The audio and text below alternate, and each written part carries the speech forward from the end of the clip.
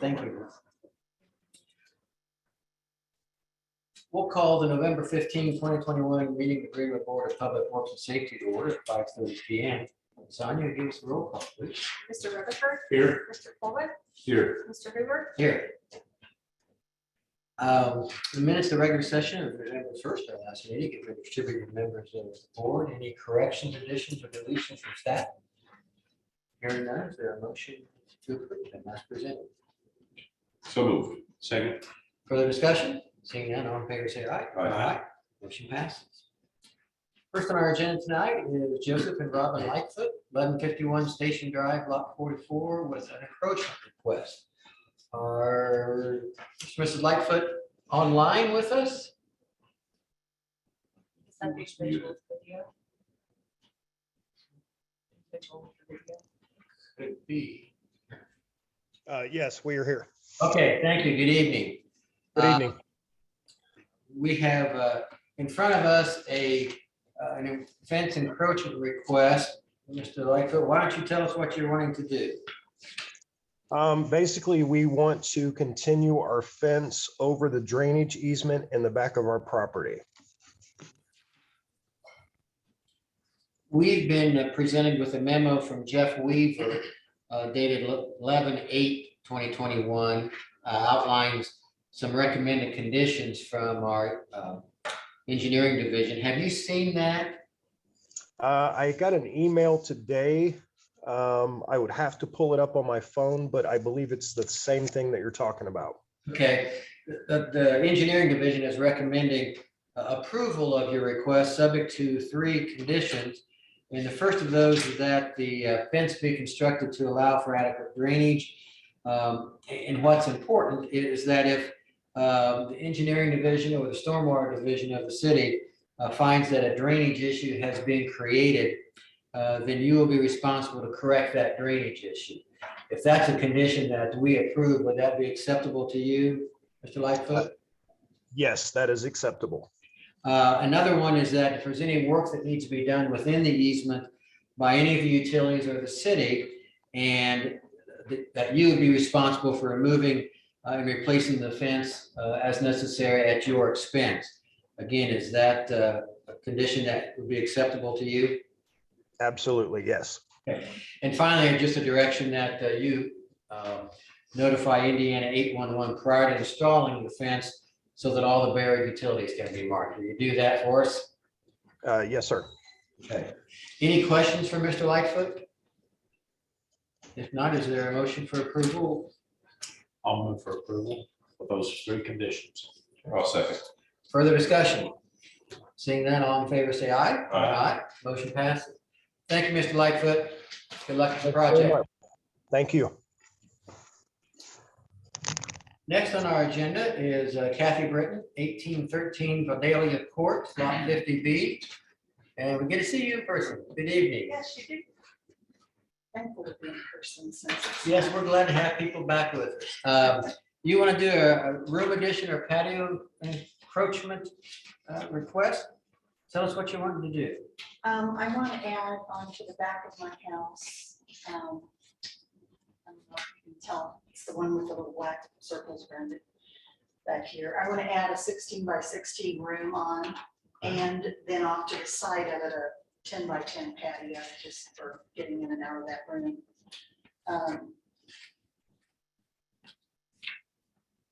I'm hoping that we can do this. By doing my mother in with me, and she could move in anyway, but I think it would make her a little more comfortable if we had a spot where she could bring some of her things with her. Sure. I will be encroaching on the easement. However, my lot is at the back of the complex. And so beyond my property even is additional drainage, and I've had utilities marked a couple of different times and there are none in the backyard at all. So this will only go out about 8 feet beyond where the patio currently is. You can see the white part back there is the patio that exists. So it'll cover up that and go another 8 feet out beyond the end of that. Well, this is a little bit different than what we usually talk about, the fences, because you're building a permanent structure there.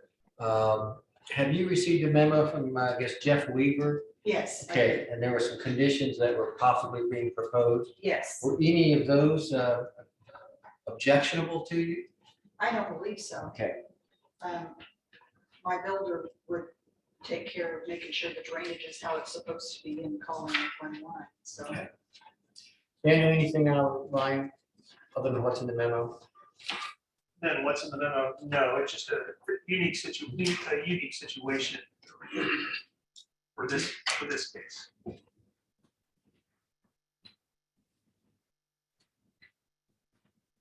There's an existing, as she's mentioned, there's an existing easement on her property, but adjacent to her property, the neighborhood does have a utility easement. So it is kind of unique, I think. The engineering division, we do have to kind of take the stance that we would not recommend that the board allow this extension. Understand the reason that she's provided. But in this case, we do have the other information there in our memo about how she mentioned she is at the back of the property or the neighborhood. There is an additional drainage and utility easement immediately outside of her parcel. So there would be space available if the board chose to approve the encroachment that for utility companies to use immediately adjacent to the parcel. So the detention pond is basically 2 blocks down from her, right? That's, Yes. yeah, that's correct. To the west, I think it's to the I have to the north, essentially to yeah, the to the north. north. yeah, to the north. So we're talking about it. Is there a defined ditch back there? I can't really tell by that photo. There is a swale.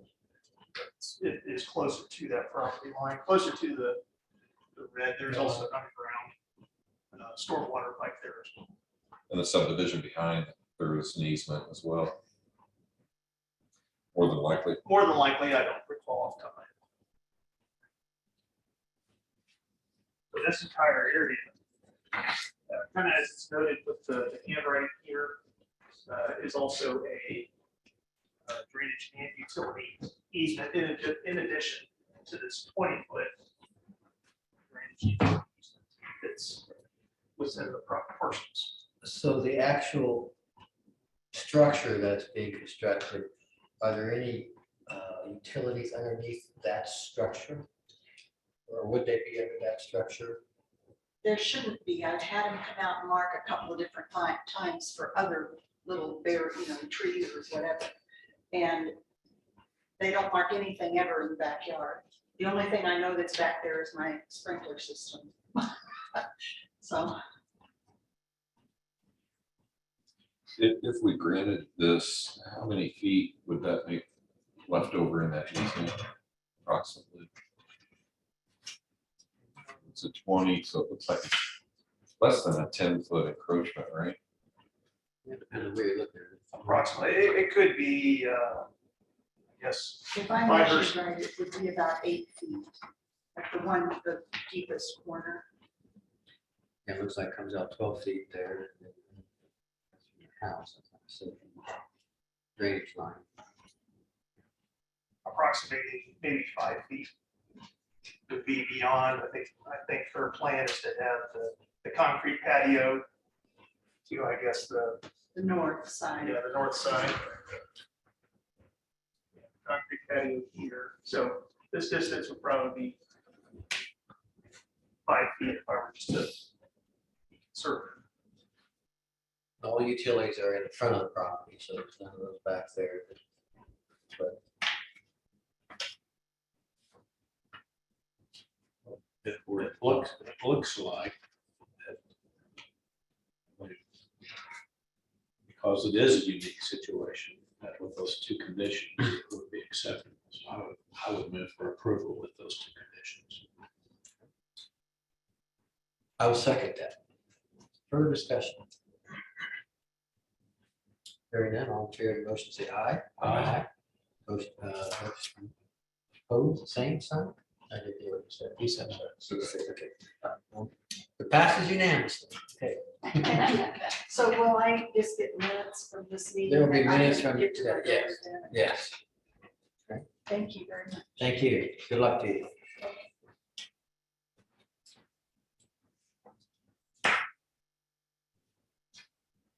Todd, there you are.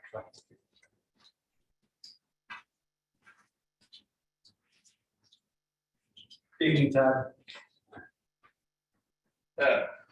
First thing I have tonight is come to the board to request approval to purchase 15 2022 Ford Police Interceptor utilities, which are commonly known as Explorers, using the Indiana State QPA pricing.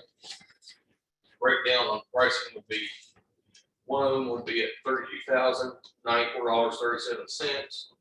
I have two at $31,652.62 each, 10 at $31,680.52 each, and the last two at $32,247.82 each. I can explain the difference in the usage for the pricing if you'd like. It's for number one would be administrative, two's investigative, so the packages are just a little bit different. The 10 would be road division for black and white or supervisor, and then the final two, most expensive, would be canines, and I added rear air on those for the try to help keep the rear of the vehicle cool. Total purchase price would be $476,700.45, and these would be paid for using the 2021 general obligation bond. And that's acceptable to Mr. Wright? Okay. Pleasure of the board. If you have any trouble getting these with the chip shortage, Right now, I'm told, as of last week, that they would expect these to show up within about 90 to 120 days. But right now, they're doing about a 90 to a little bit over turnaround. Is the price locked in, Todd? I move that we approve the purchase of those vehicles. Second. Further discussion? Seeing that, all in favor, say aye. Motion passes. And what else we got? Back in March, the board approved the purchase of two Kenworth dump trucks and a Kenworth grapple truck.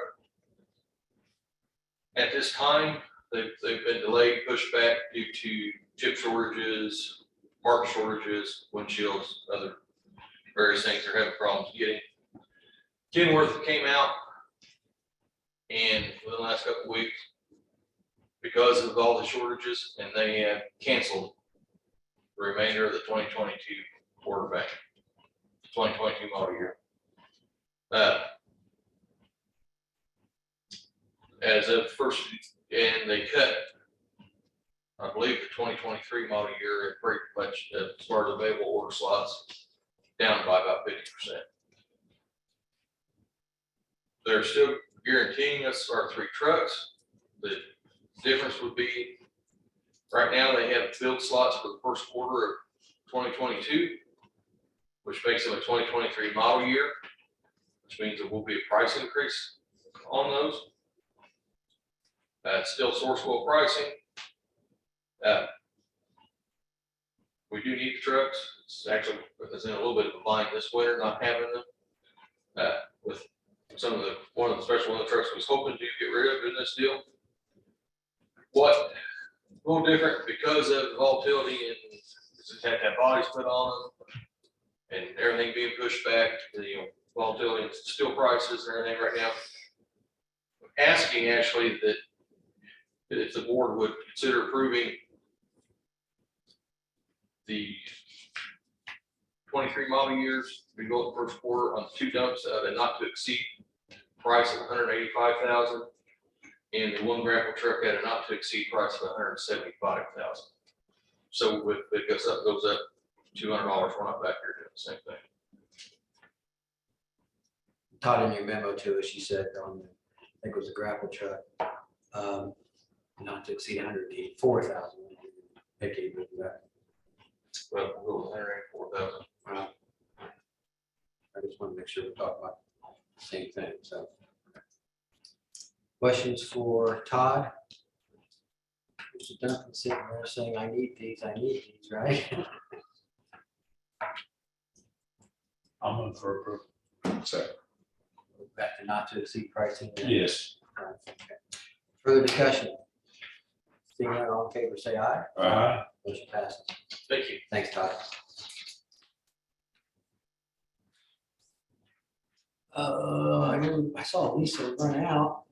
She's here. She's here. She's hiding. You are hiding. Brad, what are you hiding there? Welcome back, Lisa. I didn't mean to shortchange you. I'm sorry. Oh, you're Good fine. evening. Good evening, gentlemen. How are you tonight? Good. So tonight I come before you for consideration of job descriptions. We have had amended job descriptions, such as the senior planner. I believe you may have received that today in your email. And then the fire department administrative assistant, they made some amendments to that. And our fire department also they're doing some restructuring, so they have a new position description for fire engineer. And then there will be a full-time receptionist and code enforcement under the Board of Public Works and Safety. So that'll be a new position. So we have one new position, a restructured position, and then an amendment to the senior planner and CDS, and then the admin assistant and the fire department. Are we comfortable dealing with you in one lump sum? Any questions for Lisa? Brad happens to be here. I suppose he can answer questions if there are any as well for his department. Any questions? I'll move we approve the job descriptions as presented by Ms. Best. I'll second. Further discussion? Seeing none, all in favor, say aye. Aye. Motion passes. Thank you, gentlemen. Have a good evening. Thanks, Lisa. You too. Thank you. Officer Cool. Evening, Brad. Good evening, gentlemen. Brad Coyle, Assistant Fire Chief of Greenwood Fire Department. Standing before you tonight on behalf of Chief Hoggett to request your consideration for Chief Hoggett to sign a contract between the City of Greenwood and Methodist Sports Medicine for tactical athlete program services. Chief Hoggett, the mayor's office, has been working with Dr. Tony Oringer and Maurer, who is the program coordinator for Methodist Sports Medicine for some time, trying to narrow this out. I think the contract got finalized on Friday and is ready to go. According to Sharma, there's still a couple more terms to Okay. finish, so this would be conditional approval on final. Yes. And so we should be, I know they've been working on this a while, so I can either answer questions, or I know Dr. Oringer is here, he can answer questions on what tactical athlete services are. Tony? Josh, you wanna Good evening, Tony. Oh, shit.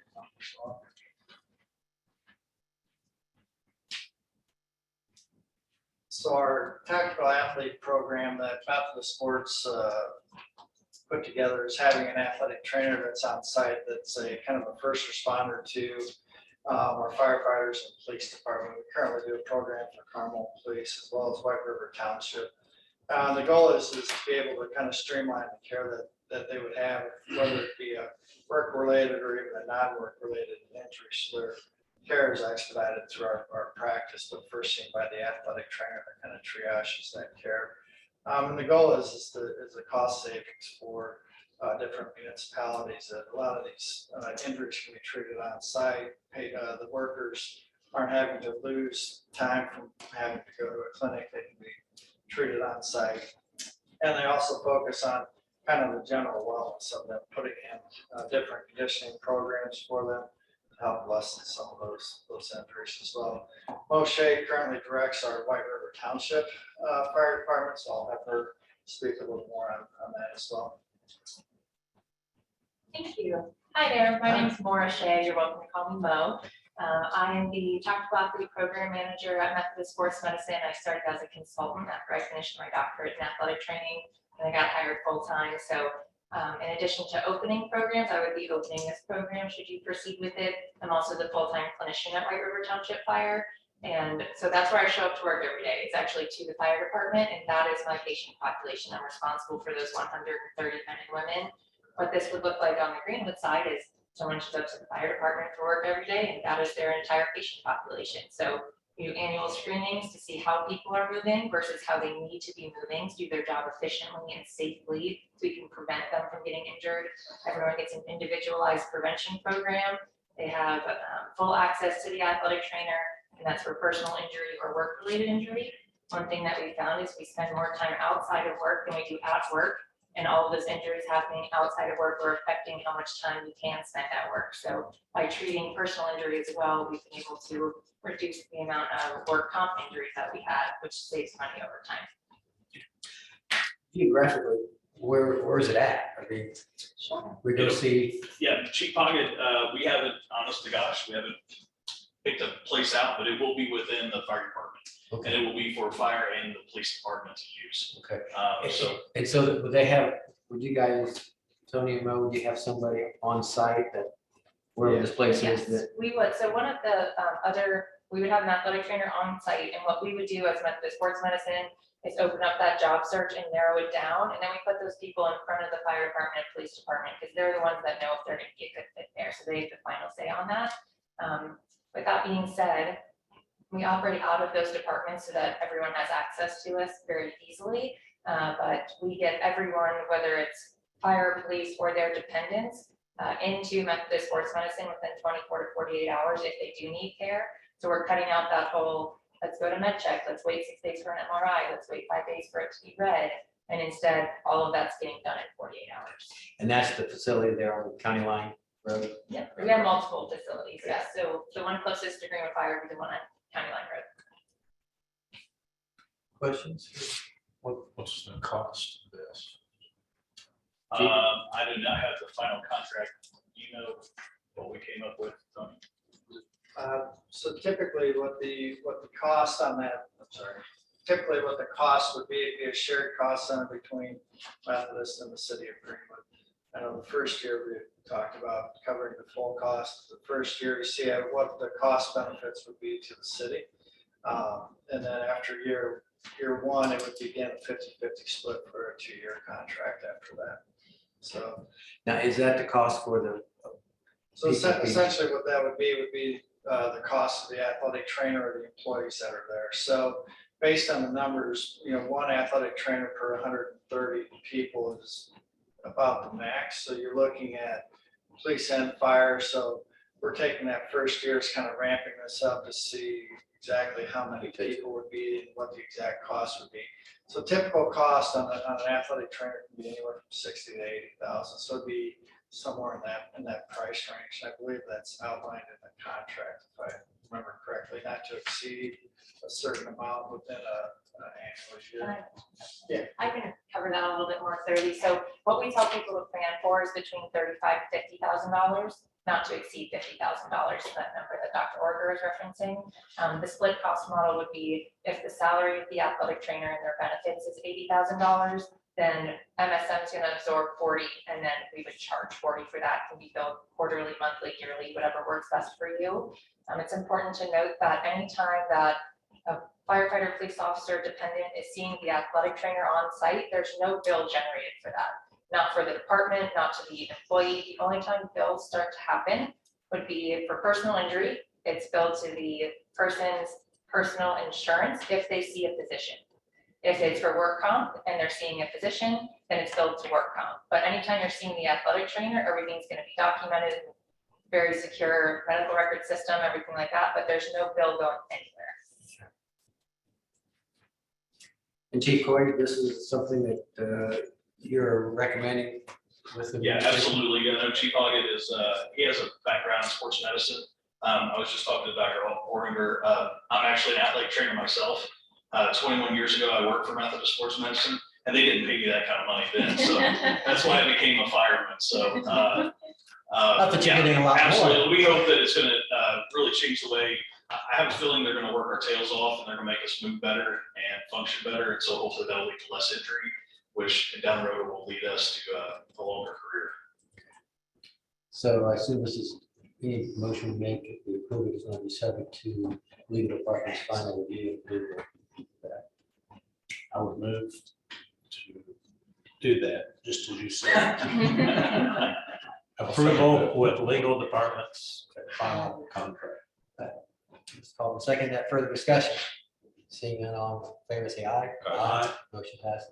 Thank you, gentlemen. Greatly appreciate it. Thank for you your time. all. Thank you. Dr. Orber, it's good to see you without cracking my neck.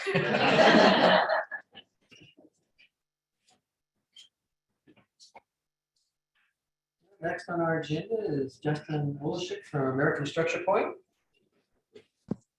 Justin, are you with us online? I am. Good afternoon. Good afternoon to you.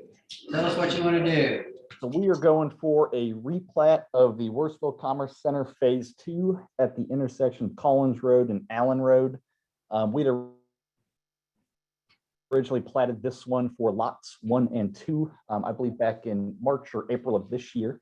And what this one's going to be doing is it is going to be setting up the rest of the development for the 3 final lots. So it'll be the final plat for this overall development, parceling out lots 3, 4, and 5 along the north and east sides of this site. I do know that staff has given us a few final comments on the final plat that we still need to get back to Daniel and Paul. We have no issue with the comments. We're just working to address those. Paul gotten those to us Wednesday afternoon, and we're trying to get those back to him as quickly as we can. So I know that was one of the contingencies on the approval, and we are okay with that final contingency. Okay. Sounds good, Justin. Questions for Justin?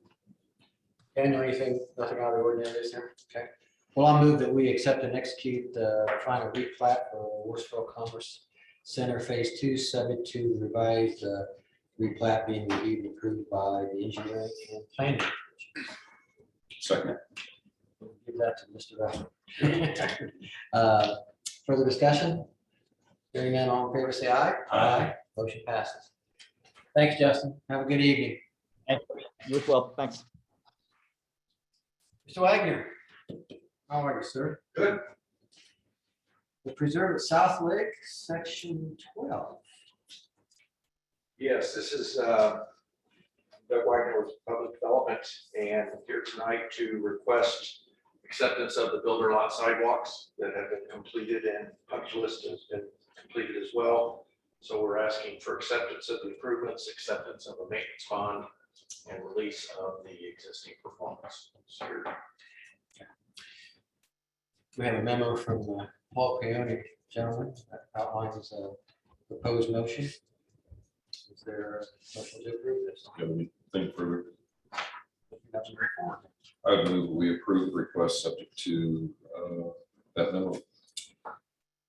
Second, further discussion? Seeing none, all in favor, say aye. Aye. what's the memo say? It says that you pay for everything. Fine. There were no conditions. No conditions. All right, that's what, thank you. That's the quickest you got in and out of here. Yeah. Joe Heck, are you online? Yes, I'm here. Joseph Heck, Projects Plus. Hi, Joe. Hi there. You've got with Emerson Point, you've got a couple of things. You've got some an encroachment request and then some other issues. Let's do the other issues. Let's leave the encroachment request for last if we could. Perfect. Yep. Yeah, this is Joseph Heck, Projects Plus, representing the Garrett companies for their Emerson Point apartment projects. It's a new apartment complex, 3-unit, I guess, development at the southwest corner of County Line and Emerson, behind the Culvers and the BioLife. we're seeking acceptance of the sanitary, dirt and storm and erosion performance guarantees, the general inspection and testing agreements, executing a replat of the overall block, and authorizing mayor's signature in the O&M manual for water quality. And then, yeah, we can talk about the encroachment after. Okay. We've got a memo, Joe, from Paul Pioni outlining a few proposed conditions of that. Have you seen that? Yes, I have. Yep. We'll give them those documents. Yep. Questions for Joe?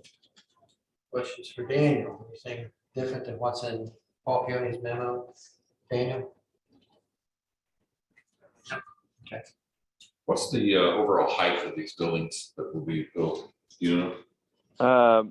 2 of them are going to be 3-story, so like 35, 40 feet. And then there's one that's a partial 3-story and a partial 4-story. So they're getting their federal aviation approval. They're still working through getting those since it's near the airport, but they're within their height requirements. Yeah, that's where I was. They're similar. I think they're similar in height of their other building they did there. The other ones they built over off I-65. They're the same height as those 3-story. I know there was an issue with Greg Allen's development north of this one with the height of the building. But that may have been. Yeah, I think their line. building might have been. I think their building was a little bit closer to the property line. We scooted these buildings more to the east. We scooted them as far east as we could and put the parking behind them instead of putting the parking in the front towards Emerson. I can speak to that if you'd like. Pleasure of the board with respect to this request. I move we approve the request of the acceptance of the performance guarantees, execution and inspection testing agreement, and accepting the final plat and authorize the mayor to sign. Second. Further discussion? Seeing none, all in favor say aye. Aye. Motion passes. And now, Joe, let's talk about the encroachment issue. The encroachment is, well, this lot was platted as an overall block within Emerson Point. So we've got to install the required landscaping on the west property line, and then we've got landscaping and drives and sidewalks on the east property line that both encroach into those existing platted utility easements. So we're just seeking approval to install the landscaping and install the parking and the sidewalks in those easements. And Joe, the exercise we have a memo from Jeff Weaver outlining some proposed conditions. Have you seen that? Mm-hmm. Any problems Yeah. with those? No. Okay. I move for approval with those conditions. I'll second. Further discussion? Seeing none, all in favor say aye. Aye. Motion passes. Thanks, Joe. Have a good evening. Oh, I've got a second one. No, you are keeping this busy. Okay. Section Can't get rid of 5, me yet. Crescent South.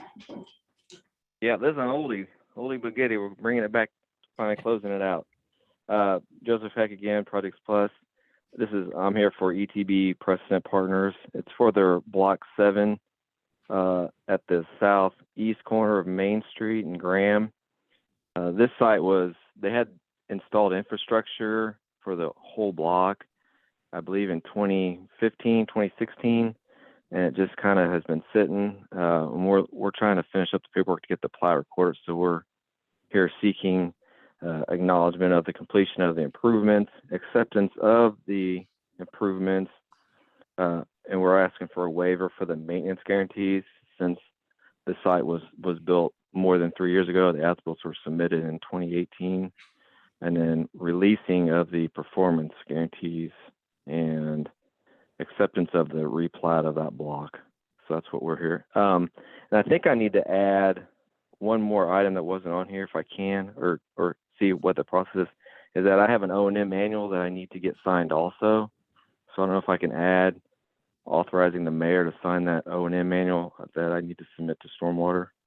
Is that something that I can add, or do I have to come back for that? Well, we're asking, one of the conditions is receipt of the O&M manual. I don't see why we couldn't ask that once we receive that. Okay.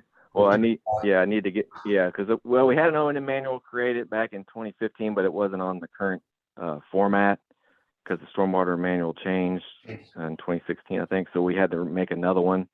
So I need to get it signed and get it recorded. Whoever would like to make that motion, regarding one of the conditions that we heard. So moved. Second. Further discussion? And Sonia, you understand what that would add with respect to the mayor or deputy mayor signing on behalf of the LNS. Okay. Further discussion? Hearing now, all in favor, say aye. Aye. Motion passes. Now you can have a good evening, Joe. All right, now I can. Thank you. You guys do the same. Thank you.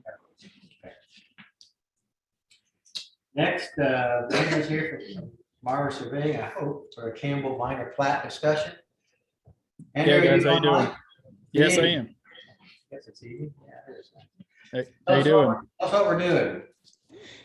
So this is the property of the 1122 West Stones Crossing Road, just east of Honey Creek. And Mr. Rick Campbell, the builder, has this is actual personal residence, and the owner behind him has offered to give him the about 1.63 acres roughly to add to his land, just to have extra land, no purpose at all. And his land was actually platted back in 2010 when it was under the county's jurisdiction. So has been annexed since then. So it's actually zoned ag, but it's platted. So it's a little bit of a kind of a tricky situation. But in doing so, we have to replat it now since we're adding land to it. And there's some easements that we're going to request to be vacated. The simple one is the 20-foot D&UE along the north line there of the old lot. We need that vacated so we can move it to the new north line. We'll have continue the 20-foot D&UE along the west, and then you'll have a new 20-foot along that new north lot line there. The other portion that we're asking to have vacated is this land was platted when it had an existing house and existing septic field, and the septic field went actually over the property line, so they have a septic easement around there. And then for some reason, the county required a 20-foot D&UE around that as well. There's no utilities in that portion of it. Not sure why it was so large, not sure why it was requested in the first place. We weren't a part of that project. However, when Mr. Campbell built his residence, he then did a detached garage, and I'm not sure how it got switched up, but he ended up building his detached garage in that 20-foot D&UE. So when we started working through this replat, staff kind of looked at it and looked at the different options, and we decided vacating this portion of the easement since it's not really necessary. There's really no need to have it. It's an interior easement. So we're requesting for that portion, kind of it's actually like the north half of that easement to be vacated. The 10-foot easement just to the east of that, kind of a little bit more on the south end of it, will remain. That's where the electrical transformer is. So that will remain there to allow that to be in an easement. That's just what we're requesting. And if you have any questions, I'll be more than happy to answer them. Daniel? Take on this. Sure. So this coming before you is just part of the process for this easement vacation. It went before the Plan Commission last week. It did receive a favorable recommendation to the council to vacate the easement. If I remember correctly, one of the graphics that they showed, and I don't know if it's possible to show with the mouse cursor on screen or not, but I think the area that the petitioner is proposing to vacate. Oops, oh, sorry, my bad. Is roughly, well, starting here, that's where that electrical box that Andrew mentioned, that's where it's located. And then from there, it'd be this segment up and around up to here, and then this portion here that's highlighted in yellow. That is what all would be vacated. Would this then have to go to the county as well, since it's in the legal drainage easement? I don't. It may have to go to the. It may have to go to the county. I don't know for certain. but certainly agree with them for our council. I guess that becomes Andrew and his client's issue. Well, yeah, we can check with Greg Cantwell on that. If anything, I think they're going to like it because we're removing a drainage and utility easement through the, I mean, we're removing a bug portion of it from their legal drain. So I think that'd be favorable for it. I'll shoot an email and reach out to Greg Cantwell and see what he has to say. Did we get enough right-of-way dedication for the reconstruction of? Well, like Andrew mentioned, when the property was originally platted back in 2010, it did dedicate, I don't remember the number, whether it was 65 or 60 feet, but It was 65. yes, it did dedicate enough for the project, and we were sure that during the design, they stayed within that, the construction limits stayed within that. They're working out there right now. Yes, they are. utilities. Yeah. Pleasure of the board.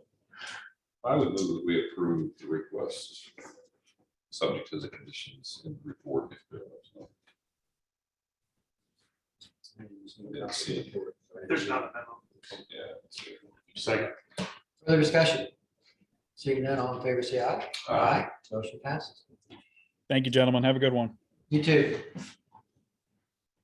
Anyone from the audience wish to address us? Mr. Duncan.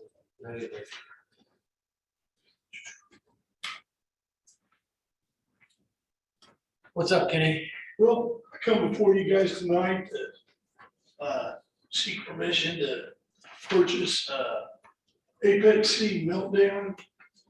It's liquid salt at $1.38 a gallon from Great Lakes Chloride like we did last year. And it's $1.38 a gallon, like I said. They can haul up to 4,500 gallons at a time, anywhere from 3,800. It's usually right around $6,200 a pop. So I was looking not to exceed over 40,000, not knowing what kind of year we might have. And we got 2 tanks now. Remember, we added the one over at the fire station, so that's where I was kind of at on that. Excuse my ignorance on this. Does this take the place of just the regular salt you put down? No, it just goes on top of the salt to make it work at a lower temperature. Oh, And like get another 8 or 10 degrees lower with it. And then if it's 30, not 30, say 28, it'll cut the roadway quicker. We use it about all the time. How do you apply that? Is it mixed in with the Our salt? stuffs have tanks on the trucks, so it just, rather than get it all over the truck, it sprays on the back of the unit. We still got one old International, it's got to come in off the top. That was one of the trucks Todd was talking about. Rather than make money off it, this next, anything off it, we'll probably have to pay him to take that truck. But it's less corrosive, it's like 70% less corrosive than the 32% calcium chloride, so that's why we went to that a few years ago to try to save our trucks. Tell me again, Ken, what you recommended requested is of us. $40,000 to Great Lakes Chloride. Be able to spend that much for an Apex C Meltdown. And at $1.38 a gallon, and legal to prepare a contract like they did last year. Is that a not to exceed amount of 40,000? Yeah, I guess I'd have to come back to you. That's fine. I'll make that motion approving that request. second. Further discussion? Seeing none, all in favor, say aye. Aye. Motion passes. Thank you. Thanks, Ken. Anyone else in the audience? Online or in person? If not, we'll move on to Chelsea with the IDM compliance plan status update. That's right. This evening, I actually have an action item for the Board of Public Works, and that is to authorize the mayor to sign the agreed judgment on the Hurricane Creek lift station. So some general background. About 15 years ago, the electric utility had requested that we install a generator, a diesel powered generator, at that time to kind of act as a backup for the lift station and as running for a backup for the power grid. When that was actually built, it made it so that the EPA Clean Air Act applied to the backup generation for the grid. The permit was not obtained at the time of construction. That has since been remedied, and so a permit has been obtained, at least I believe as of 2019. And reporting had not been done because they were not aware that reporting needed to be done, but that has been rectified as well. IDEM did ask that we pay some fines, some nominal fines, so that at this time is $2,125 for the wrongdoings of 15 years ago. Which is much less than it would cost to argue about it. That is correct. I believe they have authorization to fine us, I believe it's $25,000, which 2,000 is a nominal amount. So at this time, I am asking that the board authorize the mayor to enter into that agreed order with IDEM for that issue. I'll move for approval. Second that. Further discussion? Hearing none, all in favor, say aye. Aye. Motion passes. Other than that, I think IDEM is in order. Great. Now go on to the status of tasks. I have one item that's on the agenda, and I actually have a couple walk-on items to do this evening as well. I'll start with the one that is on the agenda. The first is consideration of a contract for services with Rock Solid Technology, Inc. And that is for technology services. I think Molly could probably explain it better than I. So it's basically a better system and an upgraded system for residents to make us aware of Issues or concerns? issues that they have. It's a contact system that's integrated with our internal city work system. So essentially this will eliminate all the data entry that is going on right now. So anytime someone makes a complaint, we have to data enter all that information into CityWorks before we can issue a work order or get it fixed. So this is eliminating all that data entry. So I think it will be, and it's giving a mobile app to residents so they can report issues that they see. So And the cost of doing that, if I'm reading this correctly, is 19,000. 19,800. Correct. Which is probably less than having cost to have our people manually enter all that. yeah, it's substantial. We get close to 5,000 requests right now. I'm sure hoping some of those are good news requests. There will be an annual increase of 4% each year as well. Just something to note. Questions for Kelsey or Molly? What is our motion to approve the Rock Solid Technology, Inc. Master Customer Agreement as amended? after this? Yes, there's an addendum as well. So moved. Second. Further discussion? Seeing none, all in favor, say aye. Aye. Motion passes. The next item I have for you is a walk-on item. This is a restrictive donation agreement with Garrett Companies. So I don't know, did anybody send you the pictures to put up, Molly? No, they did not. I will, I'm sorry. No, not about benches. So I will kind of have you guys pass it down. So this is the EMERSON point that they discussed previously tonight. So what we're looking to do is we're asking a couple of things. So we're asking for authorization to enter into a restrictive donation agreement with Garrett Companies on their Emerson Point project site. Then the city would work with Garrett Companies to acquire necessary easements, either by negotiation or by condemnation, to construct a public sidewalk on the lot. And I passed down my description of the lot. And then construct the sidewalk as a public project.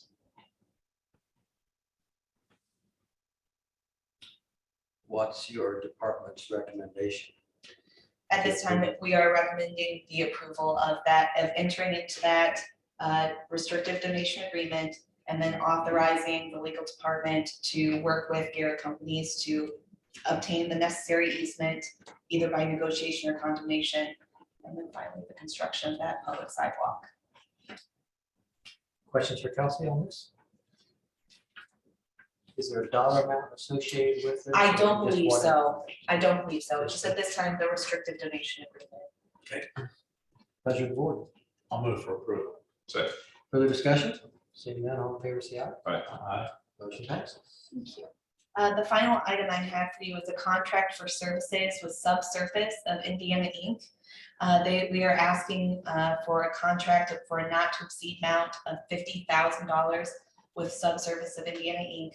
to help in the transportation of fill dirt and topsoil from various project sites throughout the city to our WORTHSVILLE Road Greenwood Sports Complex that is going to be constructed. They're going to do the transportation. I believe they've identified some fill dirt. They're going to be transporting it. They're also going to transport some stones for us for work at that site, and then also doing cleanup on the roads as needed. And again, it's not to exceed 50,000. Again, administration's recommendation for this is for approval. Yes. Well, I'll move that we approve the contract for services as requested. for Subsurface. Second. Further discussion? Seeing none, all in favor, say aye. Aye. Motion passes. That's all I have for you. Thank you. Daniel. All right, good evening. I have a number of items. First is regarding the Main Street, the recently completed Main Street Meadowview roundabout. This is actually closing out paperwork associated with the first change order that was involved in the project. It's come through NDOT paperwork. This is related to using cement slurry to stabilize the subgrade. Actually, the city specifying that, requesting that rather than using, say, a dry commodifier like lime. Projects adjacent to residential neighborhoods would want the lime dust getting blown away on a windy day, that kind of thing. So the additional cost that was involved with this change order was $6,436.56. And so the motion would be to for the board to ratify the change order number 1 in that amount. To use cement slurry for the subgrade treatment, and also to authorize the mayor and city engineer to sign the NDOT paperwork for that change order. I'll move for approval. I'll second. Further discussion? Yes. Yes. There's still construction signs north and south of the roundabout. You know when those will come down? So NDOT's procedure is that it's still treated as a live construction area until it has its final walkthrough. The final walkthrough for this job has not yet been scheduled. There were some landscaping that was only going to be available to be installed in the month of November. I don't think that's been done yet. So it'll happen, I guess, after that. I could certainly reach out to them to see if they'd be open to the idea of removing the signs. The contractor is still responsible for maintaining the grass, everything about the site until the project's closed out. I know those, they're in individuals' yards, basically. It's in the right of way, but still it's in their front yards. I'm sure they're tired of looking at those. Like on the side streets, the north and south of Yeah. the street. Yeah. If you could look into that and see if they could waive that requirement. It's Those north signs to down. south. Yeah. Those neighborhoods, I've seen those To the Coopers and the condos. Other discussion? Hearing none, all in favor of the motion, say aye. Aye. Motion passes. Pavement crack sealing project, is that you? Yes. Next, it's the 2021 pavement crack sealing project. The street department had a bid opening for this work. And so the three quotes that we received, Harding Group had lowest responsive and responsible quoter. The amount per ton applied was going to be $5,711. The work for this project will not be completed until next year. But that is our motion is to acknowledge that Harding Group was the lowest responsible quoter, and to award the contractor Harding Group in the amount of $50,000 for this project, authorizing the mayor to sign the contract on the board's behalf. So moved. Second. Further discussion? Hearing none, all in favor, say aye. Aye. Motion passes. The next 5 items are all water quality O&M manuals. If you want to take those in bulk or one at a time. We can take them in bulk. We just note that e-commerce building Precedent South, Urban Cove for Cider Supply Minor Plat, Redwood Apartments, SOUTHPOINT Business Park Phase 3 Lot 1 Building C, and Clark Pleasant Elementary School Sheep Road. Those 5, correct? Yes, and then to authorize the mayor or deputy mayor to sign on the board's behalf. So moved. Second. Further discussion?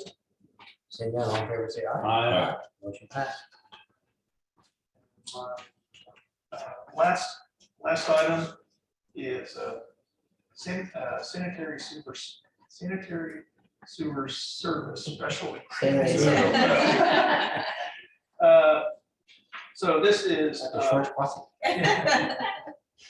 this is requesting 2 items. One, that the board authorize staff to prepare these agreements, and then also the board will authorize the mayor to sign these agreements with the developments that are listed there. So moved. Second. Further discussion? Seeing none, all in favor, say aye. Aye. Motion passes. And this is, I guess, in the memo, it kind of explains the reason for this. This is going to be a new procedure that as new developments come in, let's go back to the board. There'll be an additional approval for these special sanitary service agreements. But it does streamline it a bit. Yes. Thank you, Damon. That's all I have. Thank you. Mr. Wright. Nothing for me. Before we move on to this, meeting dates for 2022, we have those. I'm not sure, I don't recall that we approved them last meeting. We did. I don't know. Do you want to do it now or?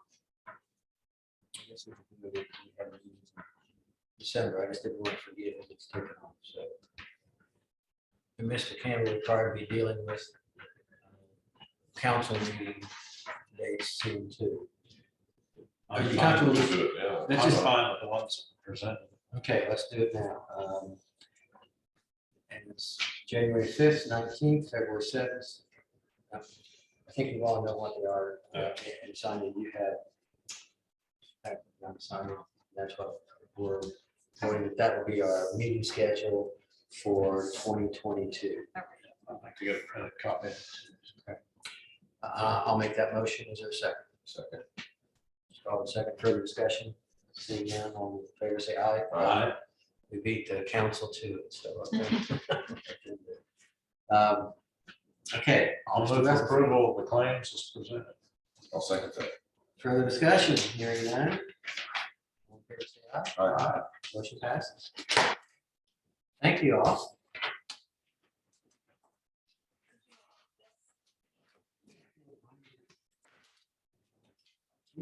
Yeah.